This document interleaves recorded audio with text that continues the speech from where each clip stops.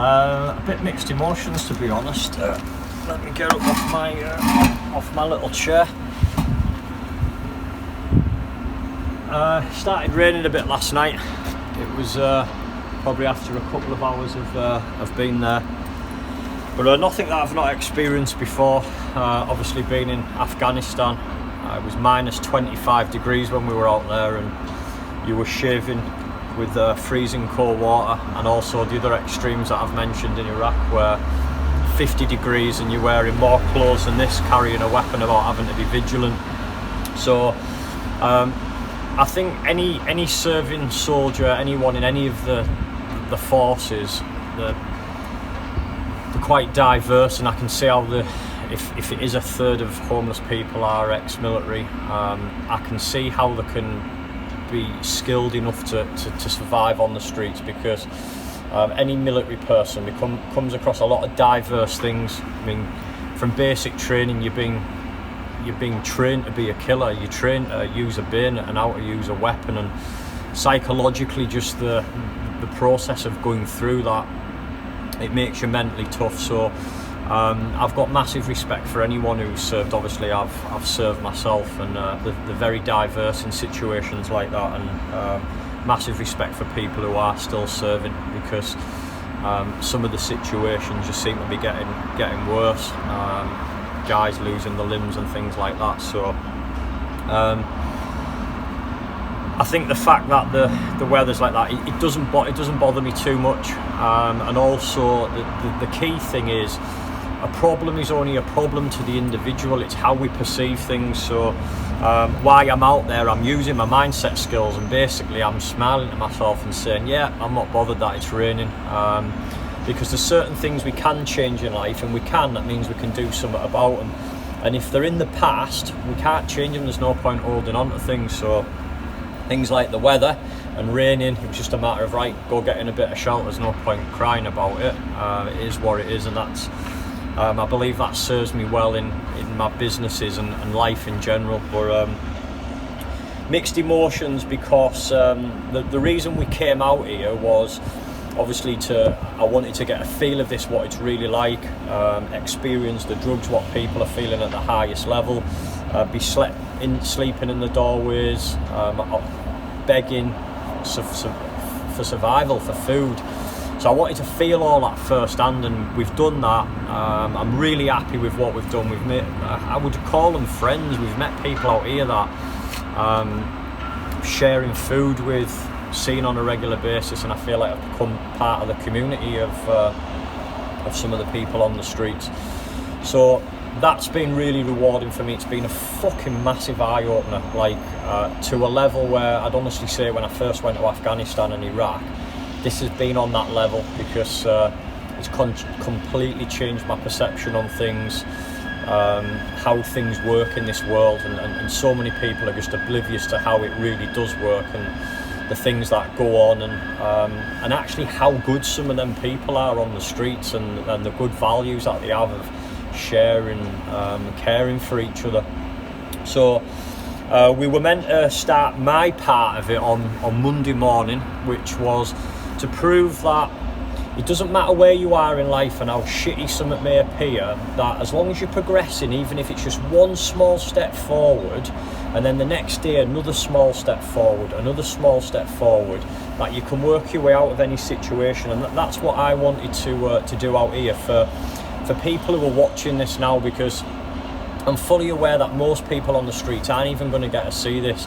So this is for the kind of people who are watching this now that have maybe just got life challenges with needing a bit more income, relationship challenges, challenges within the job, family challenge, all of these things what life throws at us, of just knowing where I am now, where do I want to be, and just working towards that where I want to be instead, and just small steps, and that's all I've done. It equals massive progress. So we're on Wednesday and I haven't even started yet what I'm about to do, so I've made this even more difficult for myself than what it already is, because as soon as I've achieved the get a haircut and a shave, get some clothes, get an apartment and get a job, I'm done. I can go home as soon as I've done that. That was the challenge. So The reason why I've put that off, and obviously put you through this as well, is as you both know, we've both been massively emotionally affected by, attached to this, not affected, but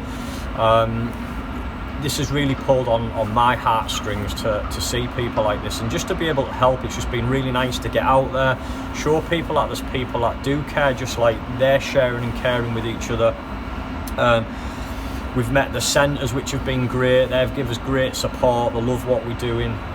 It's just been a really good vibe. I mean, obviously there has been some of the other darker sides to it, and bits like that, and we've seen certain things and certain challenges, but overall it's been a really positive experience, one that I'll never forget.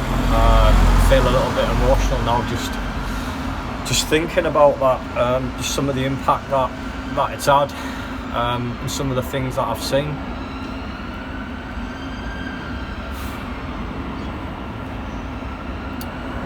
But today we're about to go meet a couple of guys that I've heard some really good things about, and they're doing some really good work for the homeless people. But this emotion that I'm showing now is because I know what state I'm about to go in. When we finish this at dinner time, I'm switched on. I'm in that mentality, that military, PTI, paratrained soldier. Prided myself on being one of the fittest lads on every camp that I went on. I'm about to go into that zone, and I can feel it, and that's why I feel quite emotional this morning. That's what I said first thing, of mixed emotions, because we're going to get this interview done. We're going to get this interview done now in the next few hours, and come dinner time, I'm going to fucking show that our attitude. I've got £1.50, that's all I've got to my fucking name. I've got in my bag, I've managed to collect a toothbrush. I don't have toothpaste. I've got a bag of crisps, and I've got a couple of bananas.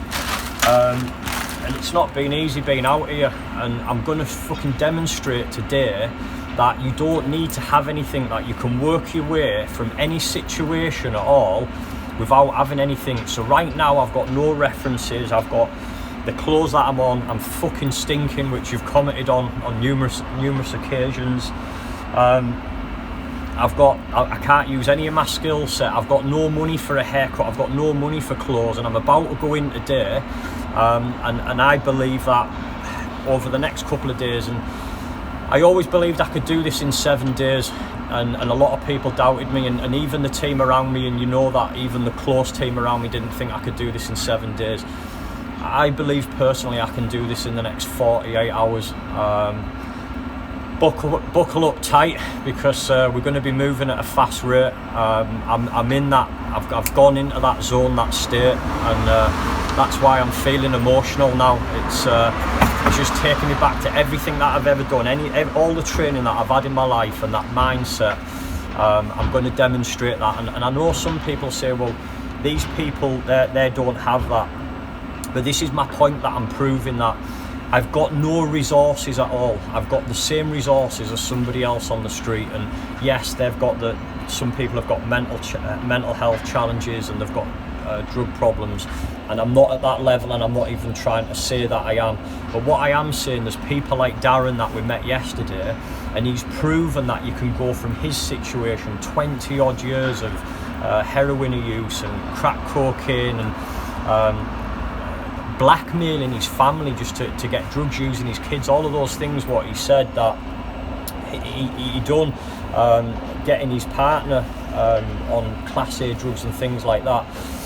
He's moved from that situation to where he is now, and if that's not living proof that anybody can do it, then I don't know what is, because he's gone through it all. Like he said yesterday, he's lost his teeth, he was down to 9 stone. He was trying to commit suicide. He's literally been at the lowest level, and that's proof you can get to that level. And if you can get off the drugs and you can sort your mental health out like Darren is now, then resources wise it doesn't matter. And the point I want to make is that mindset is fucking everything. The attitude that you have is absolutely everything. So if somebody can come off the drugs and get a little support onto that first level, then I'm going to show you that by progressing and moving forward. And we know that Junior, he's out on the streets, and And he actually said to us yesterday, hey, if you can go do this, you've just fucking laid a path in front for me to follow and everybody else to follow. So yeah,